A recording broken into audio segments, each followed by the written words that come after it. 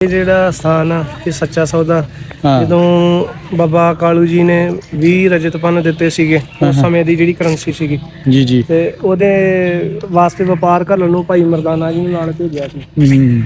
ਇਸ ਸਥਾਨ ਦੇ ਉੱਤੇ ਆ ਕੇ ਜਦੋਂ ਸਤਿਗੁਰ ਸੱਚੇ ਪਾਤਸ਼ਾਹ ਜੀ ਨੇ ਭੁੱਖੇ ਸਾਧੂਆਂ ਨੂੰ ਮਿਲੇ, ਫਕੀਰਾਂ ਨੂੰ, ਉਹ ਭੁੱਖੇ ਸੀ ਵਾਹਵਾ ਦਿਨਾਂ ਤੋਂ, ਫਿਰ ਮਹਾਰਾਜ ਨੇ ਉਹਨਾਂ ਤੋਂ ਜਿਹੜਾ ਸੀਗਾ ਮਾਇਆ ਸੀਗੀ ਉਹਦਾ ਰਸ ਪਾਣੀ ਲਿਆਂਦਾ, ਲੰਗਰ ਲਾਇਆ, ਹੋਰ ਵੀ ਸੰਗਤਾਂ ਨੇ ਛਕਿਆ। ਜਿਹੜੀ ਮਾਇਆ ਇੱਥੇ ਜਿਹੜੀ ਆ ਸਮਾਪਤ ਹੋ ਗਈ। ਫਿਰ ਇਸ ਸਥਾਨ ਦੇ 20 ਰੁਪਏ ਦਿੱਤੇ ਸੀ। ਹਾਂਜੀ, 20 ਰੁਪਏ ਉਸ ਸਮੇਂ ਦੀ ਜਿਹੜੀ ਕਰੰਸੀ ਸੀ ਰੁਪਈਏ ਅੱਜ ਨਾ ਉਸ ਸਮੇਂ ਦੀ ਜਿਹੜੀ 20 ਬੜੀ ਵੱਡੀ ਰਕਮ ਆ। ਹਾਂਜੀ, ਬਹੁਤ ਵੱਡੀ ਰਕਮ ਆ। ਵੀ ਸ਼ਾਇਦ ਰਜਤ ਪੰਨ ਕਹਿੰਦੇ ਸੀ ਸ਼ਾਇਦ, ਹਨਾ। ਤੇ ਉਹ ਵਾਲੀ ਕਰੰਸੀ ਦਿੱਤੀ ਸੀ ਤੇ ਉਹ ਸਾਰੀ ਖਰਚ ਇੱਥੇ ਕਰਕੇ ਮਹਾਰਾਜ।